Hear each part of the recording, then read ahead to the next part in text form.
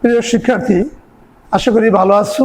এই করোনার মহামারীর যে মহামারীতে আসলে যে বিষয়গুলো পরিবারের সাথে থাকছো, তারপরেও তোমরা লক্ষ্য রাখবা স্যানিটাইজার ইউজ করা, সাবান দিয়ে হাত ধোয়া, আর সামাজিক দূরত্ব বজায় রেখে মাস্ক ব্যবহার করা। এটা সবাইকে বলবা এবং সেইভাবে লাইফটাকে কমফোর্ট করবা। আমরা জানো, তুমি একবার চিনতেই পারছো, আমরা বায়োলজির ক্লাস নিচ্ছি। তো বায়োলজির যে ক্লাসটা আজকে তোমার সেদিনকে নিয়েছিলাম, তো আমরা বলছিলাম যে জীববিজ্ঞান, সেটা বায়োলজি বাংলায়, বায়োলজি ইংলিশে বা গ্রিক ওয়ার্ড বায়োলজি বলা হয়। আমরা বায়োলজির শব্দটার প্রবর্তক কে? বায়োলজি শব্দের প্রবর্তক হচ্ছে, আমরা জানি যে বায়োলজি শব্দের প্রবর্তক হচ্ছে দ্য ল্যামার্ক। বুঝছো? The Lamarck. ল্যামার্ক একজন ফরাসি সায়েন্টিস্ট, ইনি এই শব্দে প্রবর্তন করে। তো বায়োলজিতে যে আমরা বলছিলাম যে এখানে যে কথাগুলো আসছিল, আমরা অনেক কথাই বলছিলাম। তো আমাদের একটা কথা, বায়োলজি বেসিক্যালি আমরা জানি যে আমরা কি দিয়ে গঠিত। আমরা বলছিলাম যে মাত্র একটা বা একাধিক কোষ দিয়েই গঠিত, তাই নয়? তাহলে এই সেল সম্পর্কে একটা মতবাদ দেন একজন সায়েন্টিস্ট, যে মতবাদটাকে আমরা বলি সেল থিওরি বলা হয়। কি বলা হয়? Cell theory. তো সেল থিওরি দুইজন সায়েন্টিস্ট, হ্যাঁ, সেল থিওরি দেন দুইজন সায়েন্টিস্ট, একজন হচ্ছে যে আমরা স্লেইডন, একজন জার্মান বিজ্ঞানী, আর একজন হচ্ছে থিওডর সোহান। এই দুইজন বিজ্ঞানী, হ্যাঁ, এই আমাদের কোষ সম্পর্কিত মতবাদ দেন। তো এই মতবাদের যে ক্যাপশনগুলো ছিল, সেই ক্যাপশনগুলো ছিল এইরকম, যে একটা হচ্ছে যে 4টি শিরোনাম দিয়ে উনি সেল থিওরিটা প্রবর্তন করে, যে জীবদের যে সাংগঠনিক,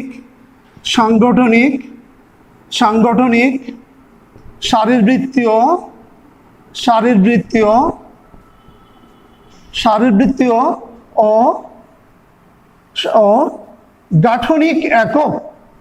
গাঠনিক একক উনি বলেন।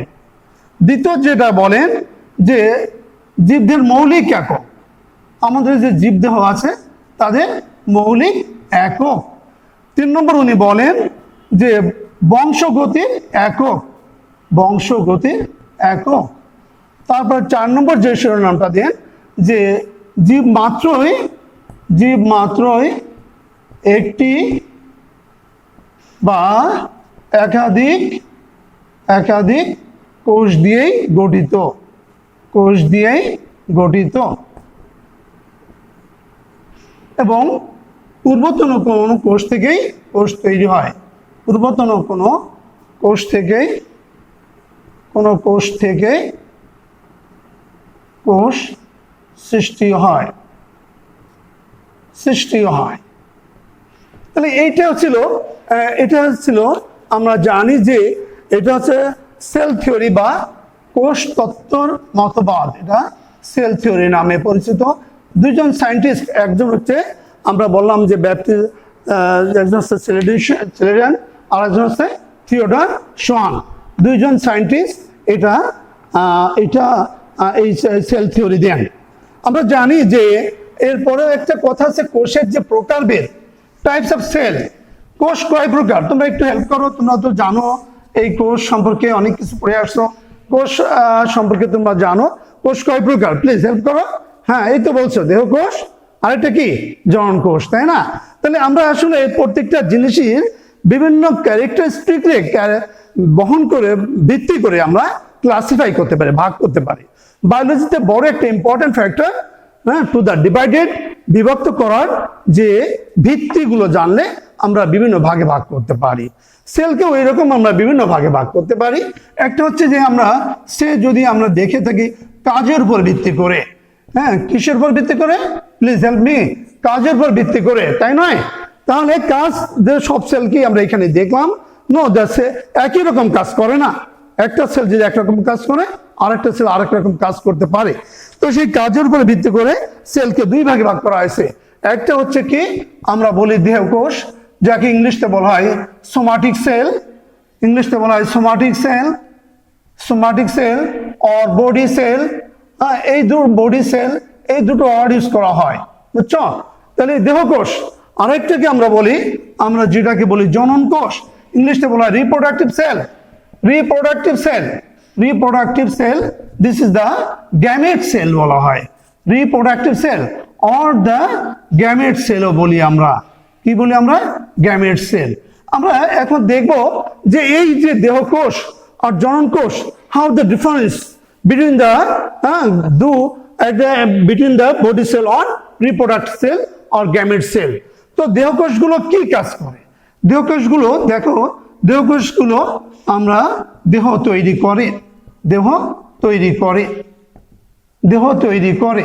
তাহলে যারা আমাদের বডি আমাদের উদ্ভিদের ক্ষেত্রে আমরা যদি ডাল পালা উদ্ভিদের বডির যে বিভিন্ন অংশগুলো আছে সে আমাদের বডির সাথে যদি কম্পেয়ার করি, হাত পা নাক মুখ গঠনে যেটা যে সেলগুলো অংশ নেয়, তাহলে সেইটাকে আমরা বলি দেহকোষ।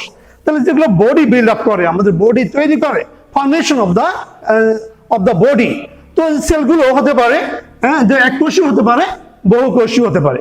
আমরা ম্যাক্সিমাম ক্ষেত্রে বহুকোষী। আমরা জানি তাদের গাঠনিক যে কোষগুলোর সেট অফ ক্রোমোজোমকে ভাগ করে আমরা জানি টয়েস এন হতে পারে অর এন হতে পারে। দিস ইজ দ্য হয় দ্য ডিপ্লয়েড অর হ্যাপ্লয়েড। আমরা জানি দুই সেট ক্রোমোজোম, আমাদের ক্রোমোজোমগুলো সেট আকারে অবস্থান করে কোষ গঠন অংশ নেয়। যদি কোনো কোষের দুই সেট ক্রোমোজোম থাকে তাহলে সেইটাকে আমরা বলি টু সেট ক্রোমোজোম হলে আমরা বলি সেটাকে ডিপ্লয়েড বলি আমরা। When the one set chromosome হলে আমরা বলি যে হ্যাপ্লয়েড বলি। এক সেট হলে আমরা কি বলবো? হ্যাপ্লয়েড বলবো আমরা। ওয়ান সেট ক্রোমোজোম হলে আমরা হ্যাপ্লয়েড বলবো আমরা। তাহলে এইটা আমরা বললাম যে দুই সেট এবং এক সেট ক্রোমোজোম। আরেকটা আছে দেখবা যে দেহকোষগুলো সাধারণত মাইটোসিস প্রক্রিয়ায় বিভাজিত হয়। কি পদ্ধতিতে? আমরা জানি মাইটোসিস শিখছো, হ্যাঁ মাইটোসিস ক্রোমোজোমের সঙ্গে ডাবল হয় নাকি সমান থাকে না কি থাকে? হ্যাঁ বলো দেখি। হ্যাঁ সমান থাকে, তাই না? তাহলে এইটা হচ্ছে মাইটোসিস পদ্ধতিতে এই কোষগুলো বিভাজিত হয়। তাহলে আমরা দেখলাম মিনিমাম যে দেহকোষগুলো দেহ গঠন করে। সেকেন্ডলি আমরা দেখছি যে আমরা যে যারা আমাদের দুই সেট ক্রোমোজোম থাকা অথবা এক সেট ক্রোমোজোম দিয়েও এইটা গঠিত হতে পারে। নেক্সট হচ্ছে আরেকটা বিষয় আছে, যেমন আইদার দেহকোষগুলো কোন ধরনের সেল ডিভিশন গুলো হয়। আমরা দেখলাম কি মাইটোসিস প্রক্রিয়ায় এই সেলটা ডিভিশন হয়। তাহলে এটা হচ্ছে মেইন যে ডিফারেন্স বিটুইন দ্য যে body cell or the reproductive cell. Then another যে আমাদের যেটা আছে যে রিপ্রোডাক্টিভ সেল। রিপ্রোডাক্টিভ সেল আমরা কি জানি? যেগুলো আমাদের জনন কাজ অংশ নেয়। জনন কাজ আমরা জানি যে biological need food and sex, this is the formation of the any the offspring. একটা সন্তান যখন তৈরি করে তখন যে কোষগুলো মিলিত হয়ে তৈরি করে সেইগুলো কোষগুলোকে আমরা বলি গ্যামেট সেল বলি আমরা, বা জনন কোষ বলি আমরা।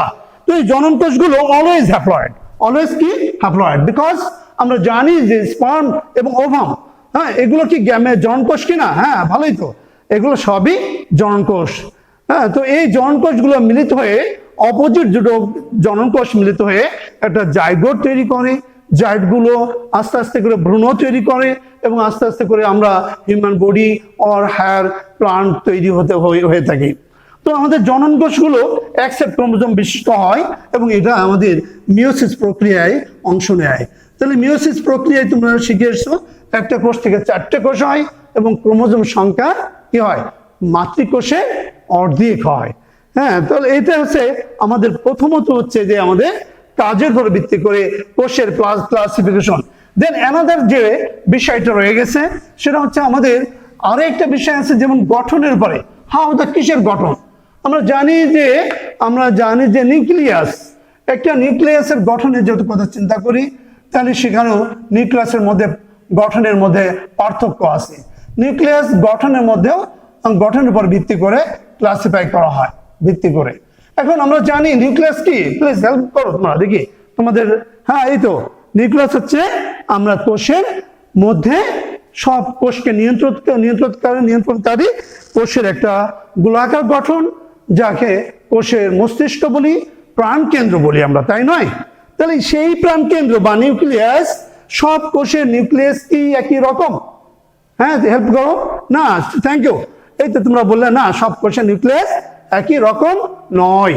তাহলে আমরা জানি নিউক্লিয়াসটা কি কি অংশ থাকলে আমরা সেই নিউক্লিয়াসটা আমরা একটা সুগঠিত একটা নিউক্লিয়াস বলবো, যাকে আদিকোষী বলবো বা প্রকৃতিকোষী বলবো। আমরা নিউক্লিয়াসের 4টি অংশ থাকার কথা, দেখতেই পাচ্ছ।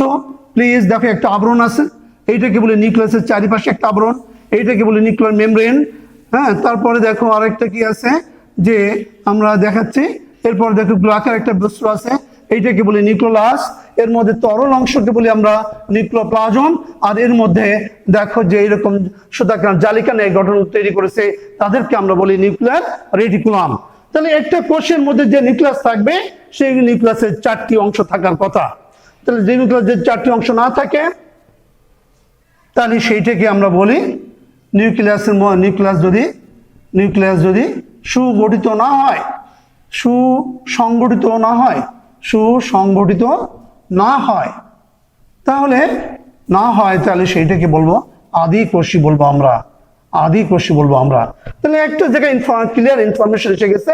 নিউক্লিয়াসের গঠনের সুসংগঠিত একটা শব্দ ব্যবহার করা হয়েছে। তাহলে সুসংগঠিত বলতে কি বোঝাচ্ছে? নিউক্লিয়াসের 4টি অংশ থাকার কথা। একটা আছে নিউক্লিয়ার মেমব্রেন,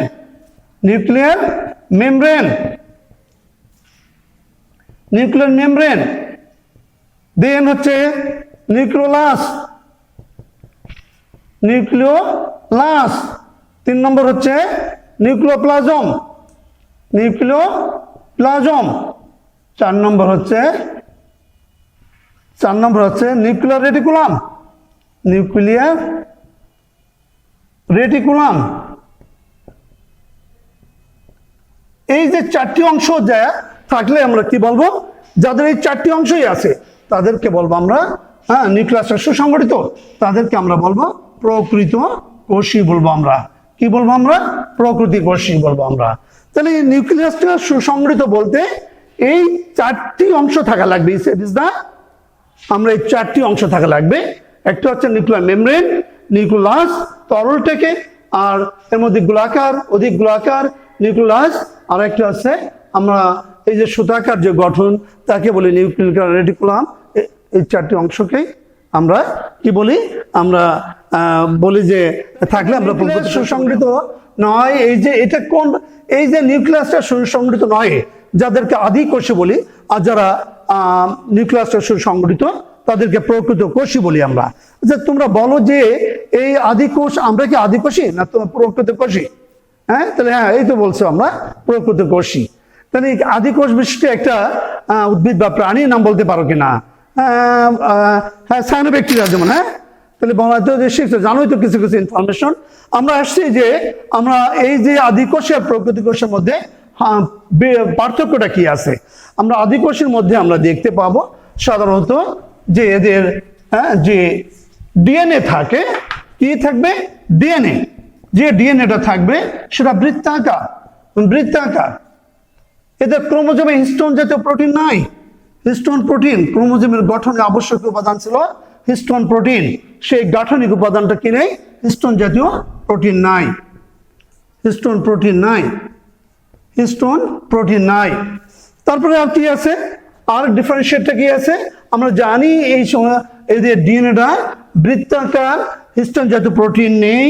তারপরে দেখো 3 নম্বর হচ্ছে যে এদের এই যে ডিএনএ মুক্তভাবে ছড়ানো থাকে, মুক্তভাবে একটা স্পাটারলি, একটা ইতস্তত বিক্ষিপ্ত আকারে ছড়ানো থাকে, তখন তাকে আমরা বলি নিউক্লিয়েট বলি। আমরা কি বলি? আমরা নিউক্লিয়েট বলা হয়। তাহলে এরপর কি আছে? এরপরে দেখো আরো একটা ইনফরমেশন আছে যে এদের যে অঙ্গাণুগুলো আছে, সেই অঙ্গাণুর গাঠনিক একটা আবরণ থাকার কথা ছিল, সেই আবরণবিহীন, আবরণবিহীন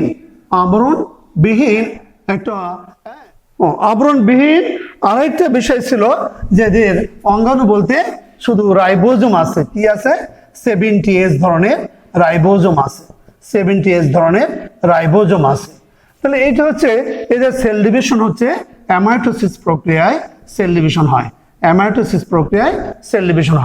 এটা সব আদিকোষী বৈশিষ্ট্য, আদিকোষী বৈশিষ্ট্য, আদিকোষ দ্বারা গঠিত উদ্ভিদ বা প্রাণীর বৈশিষ্ট্য। নেক্সট হচ্ছে দেখো যে আমরা প্রকৃত কোষ যেটা আছে, আমরা যারা বা উন্নত উদ্ভিদ বা প্রাণী যারা, তাদের যে কোষগুলো যাদের নিউক্লিয়াসটা অংশ সংগঠিত, তাদেরকে আমরা বলি প্রকৃত কোষই বলি আমরা। তো প্রকৃতি কোষের মধ্যে যে আমরা জানি প্রথমত যে বিষয়টা আছে, এদের ক্রোমোজোমের গঠনে কি আছে, ক্রোমোজোমের গঠনে যেটা হিস্টোন প্রোটিন ছিল না, সেইটা আছে হিস্টোন জাতীয় প্রোটিন আছে, হিস্টোন প্রোটিন দিয়ে গঠিত। ক্লিয়ার? নেক্সট হচ্ছে আরেকটা বিষয় আছে যে এদের ডিএনএটা সূত্রাকার বা রেখাকার। ডিএনএটা কেমন? ডিএনএটা হচ্ছে সূত্রাকার বা রেখাকার। এবং এরপরে আমরা জানি যে এই কোষগুলো যে সাধারণত মাইটোসিস অর মিওসিস প্রক্রিয়ায় বিভাজিত হয়। Either the follow up mitosis or meiosis, এই দুইভাবে বিভাজিত হতে পারে। এদের রাইবোজোম যেটা আছে, সেই রাইবোজোমগুলো দুই প্রকার হয়। রাইবোজোমটা হচ্ছে 70S রাইবোজোম ও 80S রাইবোজোম আছে। দুই ধরনের রাইবোজোম আছে, 70S ও 80S রাইবোজোম আছে। এবং এই 70S এবং 80S রাইবোজোম আছে। আর এদের আবরণী যুক্ত অঙ্গাণুগুলো আছে, আবরণী যুক্ত অঙ্গাণু থাকে।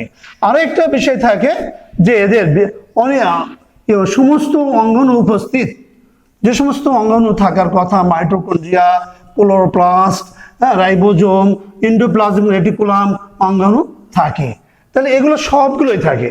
তাহলে আমরা মোটামুটি যে এটা আমরা আজকে শিখলাম কোষ তত্ত্বর মতবাদটা শিখলাম, সেল থিওরি, সেলেডার সোয়ান এবং থিওডার সোয়ান দুজন সায়েন্টিস্ট প্রবর্তক। আমরা শিখলাম যে কোষের উপর ভিত্তি করে, কোষের একদিকে গঠনের উপর ভিত্তি করে ক্লাসিফাই করা যায়। আরেকটা শিখলাম আমরা কাজের উপর ভিত্তি করা যায়। আরেকটা ছোট্ট ইনফরমেশন ছিল, দেখো যে আদি এই যে উদ্ভিদ এবং প্রাণী কোষগুলো, যে কোষগুলো আমরা সুগঠিত, এর সুগঠিত হওয়া সত্ত্বেও এই কোষ দিয়ে গঠিত কিছু উদ্ভিদ আছে আর প্রাণী আছে। তাহলে সেই উদ্ভিদ দিয়ে গঠিত সুগঠিত কোষ দিয়ে গঠিত সেই উদ্ভিদ কোষ বলতে পারি, যা উদ্ভিদ গঠনে অংশ নেয়, তাদেরকে উদ্ভিদ কোষ বলি। আরেকটাকে বলি আমরা প্রাণী কোষ বলি, যাদের প্রাণী গঠনে অংশ নেয়। উদ্ভিদ কোষ আর প্রাণী কোষের মধ্যে কি পার্থক্য আমরা দেখতে পারি? উদ্ভিদ কোষের মধ্যে কি আছে আমরা সংক্ষেপে বলছি। কোষ প্রাচীর আছে, ক্লোরোপ্লাস্ট সমৃদ্ধ অঙ্গাণু আছে, প্লাস্ট সমৃদ্ধ অঙ্গাণু থাকে। আর এটা কোষ প্রাচীর একটা উদ্ভিদ কোষের এক অনন্য বৈশিষ্ট্য। প্রাণী কোষের সুগঠিত নিউক্লিয়াস দিয়ে গঠিত, প্রকৃত কোষ দিয়ে গঠিত। এদের কোষ প্রাচীর থাকে না, কিন্তু এদের তোমার ক্লোরোপ্লাস্টও থাকে না। কিন্তু এদের কি থাকে? এদের আরেকটা জিনিস থাকে, সেন্ট্রোজোম থাকে। তো আমরা আজকে যেটা শেখালাম যে বেসিক্যালি কোষের যে মতবাদ থেকে শুরু করে আমাদের কোষের যে বিভিন্ন ভাগে ভাগ করা হয়েছে, একটা হচ্ছে আদি কোষ, আর একটা প্রতিকোষ, আরেকটা হচ্ছে দেহ কোষ ও জন কোষ, আরেকটা হচ্ছে উদ্ভিদ কোষ ও প্রাণী কোষ। এইগুলো নিয়ে আগামী দিন তোমাদের সাথে দেখা হবে। ভালো থাকো, সুস্থ থাকো, সুন্দর থাকো। আমি সমাপ্তি এবার পড়ে আসো। Thank you.